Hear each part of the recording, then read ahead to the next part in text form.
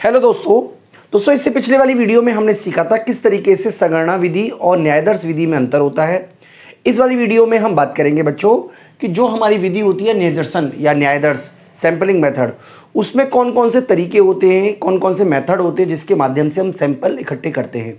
तो बच्चों जितने भी तरीके हैं सैंपल इकट्ठे करने वाले उनको दो हिस्सों में बांट सकते हैं। एक तो वो है जिसमें रैंडम सैंपलिंग यानी दैव निर्देशन का प्रयोग किया जाता है, और दूसरा जो जिसमें आप दैव निर्देशन यानी कि नॉन रैंडम सैंपलिंग मेथड होते हैं।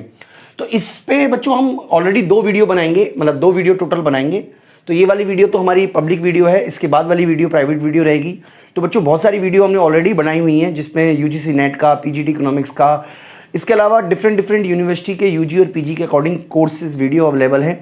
तो आप हमारी ऐप डाउनलोड कर लीजिएगा विष्णु इकोनॉमिक्स स्कूल, ताकि आपको सिस्टमेटिकल तरीके से सारी की सारी वीडियो कोर्स आपको मिलता रहे। तो देखिए यहाँ पर मैं आपको बता देता हूँ कि जो हमारा दैव निर्देशन विधि है उसके अंतर्गत तीन मेथड आते हैं। सबसे पहला है सरल दैव निर्देशन, इसको बोलते हैं सस्तरित, इसको आधा कर लेते हैं, इसको पूरा कर लेते हैं, सस्तरित दैव निर्देशन या सस्तरित निर्देशन। तीसरा है व्यवस्थित निर्देशन, जिसके बारे में हम इस वीडियो में बात करेंगे। अगली वीडियो में दैव निर्देशन विधि में तीन विधियां आती हैं, सुविचार निर्देशन, कोटा निर्देशन और सुविधाजनक निर्देशन, जिसके बारे में हम अगली वीडियो में बच्चों आपसे बात करेंगे।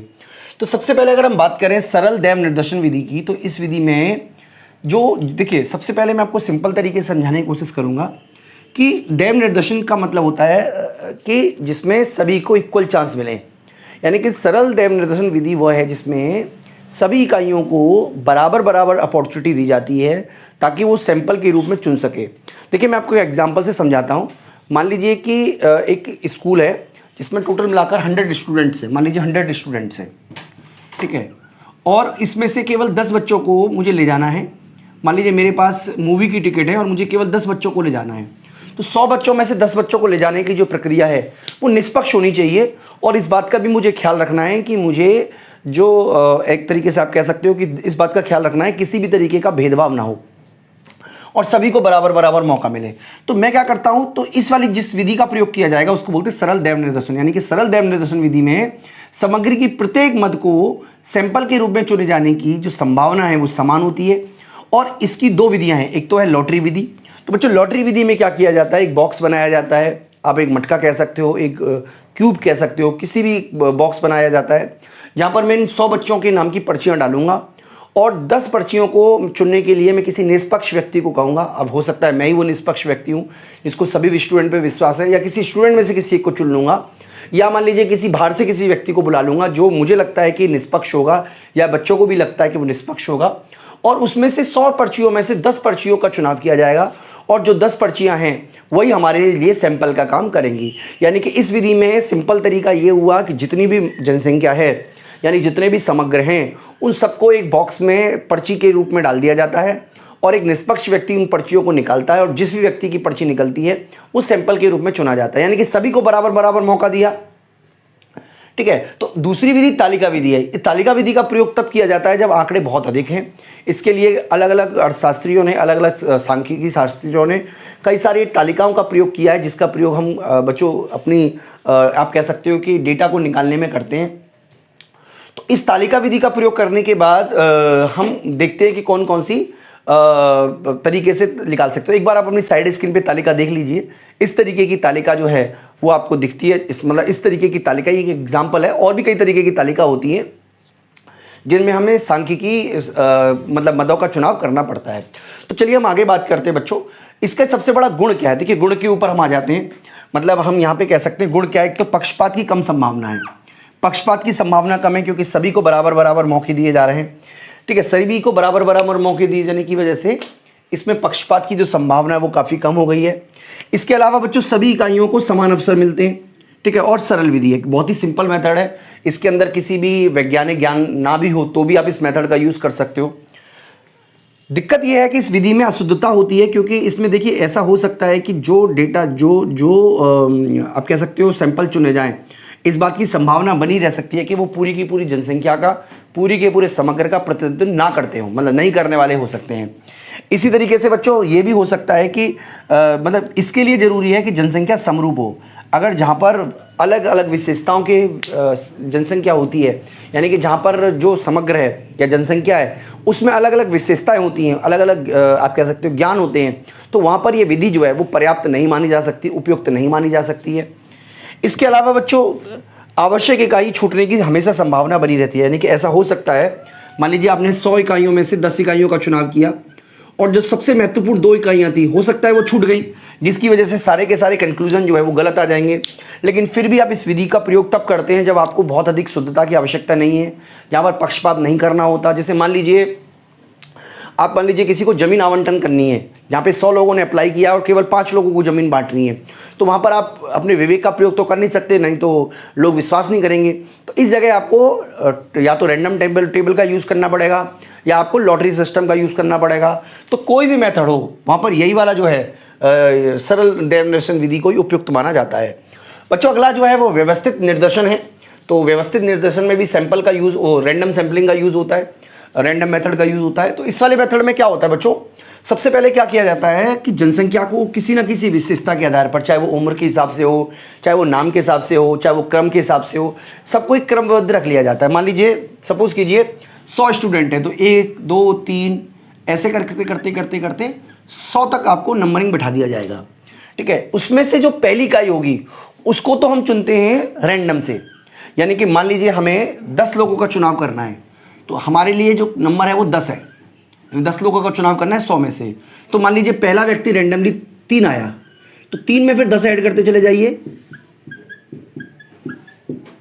ठीक है, 3 13 23 33 43 53 63 73 83 और 93, इस तरीके से बच्चों हमने सारे के सारे सैंपल चुन लेंगे। मान लीजिए सपोज कीजिए, चलिए ये वाला आपको मैं क्लियर नहीं हुआ तो मैं आपको एक और समझा देता हूँ।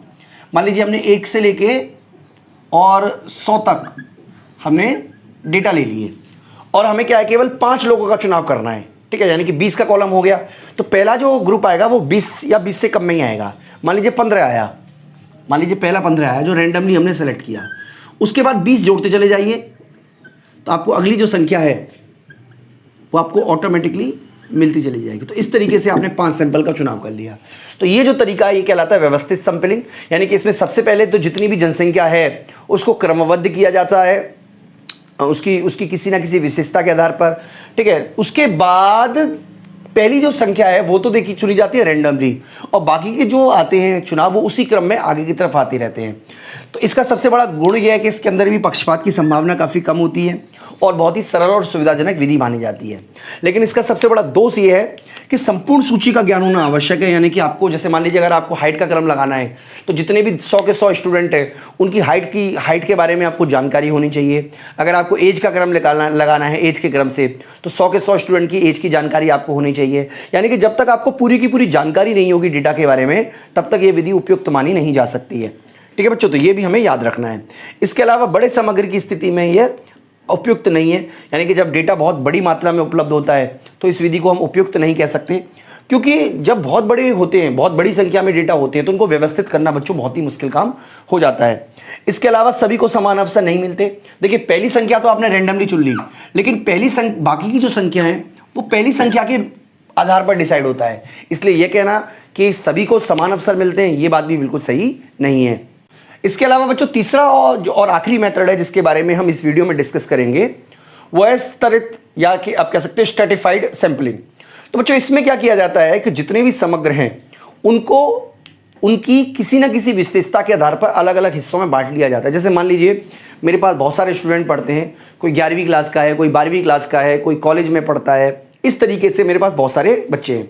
अब मुझे पता करना है कि लोग मुझसे सेटिस्फाइड है कि नहीं है। मान लीजिए मुझे पता करना है, तो मैं क्या करूँगा, सबसे पहले एक ग्रुप बना लूँगा। मान लो 11वीं के स्टूडेंट, 12वीं के स्टूडेंट, या आप कह सकते हो स्कूल के स्टूडेंट, ठीक है, स्कूल लेवल के, या आप कह सकते हो यूजी लेवल के, पीजी लेवल के, और इसके अलावा हायर लेवल के, यानी कि यूजी, या आप कह सकते हो 11th 12th के ही हमने यहाँ ले लिए। चलिए मैं थोड़ा सा बड़ा कर लेता हूँ इसको, अगर आपको इशू आ रहा है तो समझने में। तो मान लीजिए मैंने ग्रुप बनाया, एक तो ग्रुप बना लिया जब मान लीजिए 11th 12th का स्कूलिंग का, ठीक है, दूसरा मैंने बना लिया मान लीजिए यूजी का, तीसरा बना लिया मान लीजिए पीजी का, और चौथा मान लीजिए बना लिया मैंने जो किसी कंपिटिटिव की तैयारी कर रहे हैं। तो 4 ग्रुप मैंने बना लिए। अब इन चारों ग्रुपों में से थोड़े थोड़े डेटा, यानी कुछ डेटा हमने इससे लिए, कुछ इससे लिए, कुछ इससे लिए, कुछ इससे लिए, यानी कि सभी ग्रुप से हमने सैंपलिंग लिए, किसी भी ग्रुप को हमने नहीं छोड़ा।